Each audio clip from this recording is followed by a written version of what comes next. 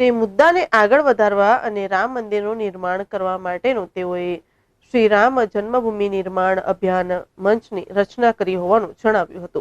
आज आप सभी राम भक्तों को एक विशेष सूचना देना चाहते हैं कि सबसे पहले गुजरात से इस आंदोलन का आगाज़ हो रहा है और हमें खुशी हो रही है कि हमारी बहन और यशस्वी बहन शशिकला यादव जी ने 1 लाख जय श्री राम की ईंटों की घोषणा की है और आशा करते हैं पूरे भारत से सभी राम भक्त इसी प्रकार इस अभियान को सहयोग दें। जय श्री राम।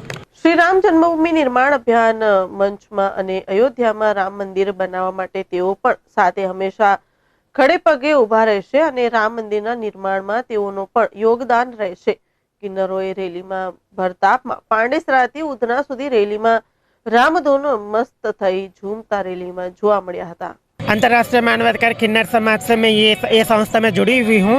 आगे भी मैं ये संस्था में जुड़ी होते रहूँगी। आज की जो प्रोग्राम है, क्या प्रोग्राम है, उसमें कितने लोग आप लोग जुड़े? ये हनुमान जयंती है आज का दिन।